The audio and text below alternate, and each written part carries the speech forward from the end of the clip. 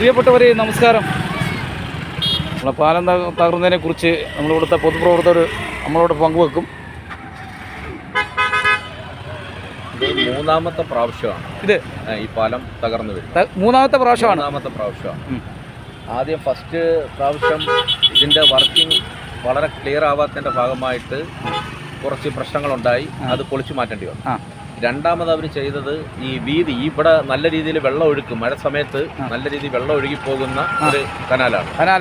അപ്പോൾ അത് കൃത്യമായിട്ട് ആ റോഡിന്റെ വീതിക്ക് പോലും ഇല്ലാതെ അതിന്റെ പാലത്തിന് വീതി കുറച്ചപ്പോഴേ വെള്ളം പുറത്തോട്ട് ഈ റോഡിലും അതോടൊപ്പം തന്നെ തൊട്ട് അടുത്ത പ്രദേശത്തൊക്കെ വെള്ളം വരികയാണ്.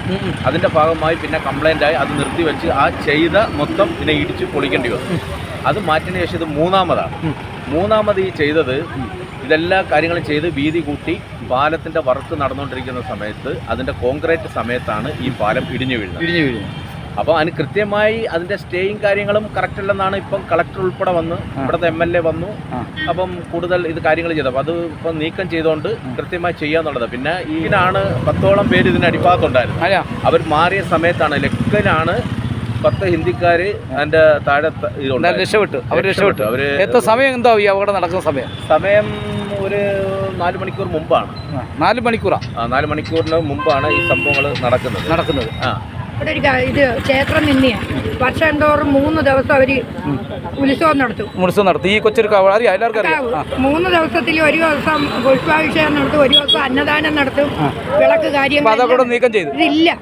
അത് ഇവിടുന്ന് പൊളിച്ച് ബൈപ്പാസ് വന്നപ്പോ പൊളിച്ചു കൊണ്ടുപോയി അവര് വള്ളുവന്തറ എന്ന് പറയുന്ന ക്ഷേത്രത്തിൽ കൊണ്ടുവന്ന് വെച്ചിട്ടുണ്ടെന്നാ പറയുന്നത്. ഇപ്പൊ ഈ തോടിന് വളരെ വലിയ വീതിയുള്ളൊരു തോടായിരുന്നു. വീതിയുള്ള തോട് മാത്രമല്ല, തോലില്ല കുറ്റി നിൽക്കുന്നുണ്ടോ സാർ? ആല് മുറിച്ച് കഴിഞ്ഞപ്പോഴേ തൊട്ട് തുടങ്ങിയതാ ഇവിടുത്തെ പ്രശ്നം. ആ കുറ്റിയുണ്ട്, അതിന്റെ തൊട്ടപ്പുറത്ത് ഒരു ചുറ്റുവിളക്ക് കിടപ്പുണ്ട്. ഞങ്ങൾ പറഞ്ഞു ഈ ചുറ്റുവിളക്ക് എടുത്ത് അവിടെ കൊണ്ടുവന്നില്ല സൈഡിലോട്ട് വെച്ച് വിളക്കൊന്നും കത്തിക്കാൻ ഇല്ല. നിൽക്കുന്ന അമ്മ വെള്ളിയും ചൊവ്വായും വന്ന് ഇവിടെ വിളക്ക് ഇവിടെ കത്തിക്കും.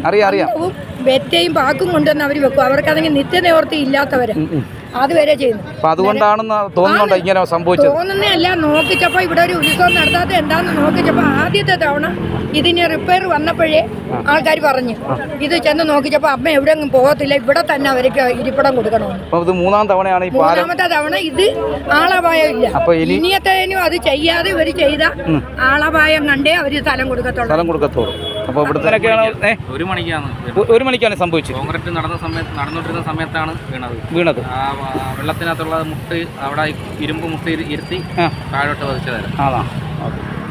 അപ്പോൾ ഇവിടെയുള്ള പ്രദേശവാസികൾ അല്ലെങ്കിൽ പ്രദേശത്തുള്ളവരുടെ പ്രതികരണങ്ങളാണ് ഇപ്പോൾ നമ്മൾ കേട്ടത്. ഇപ്പോൾ നമുക്കറിയാം തീർച്ചയായിട്ടും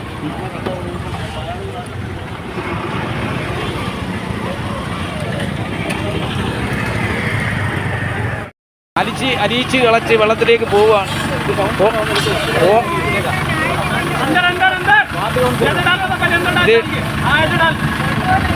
ഇത് വെള്ളം കൊണ്ടടിച്ച് കോൺക്രീറ്റ് സെറ്റായി പോവും.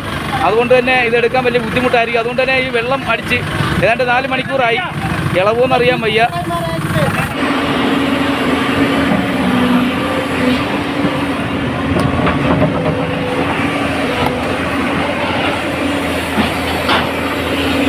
ഇവിടെ നിന്ന് നീക്കം ചെയ്യുകയാണ്. അതെല്ലാം ഇവിടെ നിന്ന് നീക്കം ചെയ്ത് മാറ്റുന്ന ദൃശ്യങ്ങളാണ് പ്രിയപ്പെട്ടവരെ.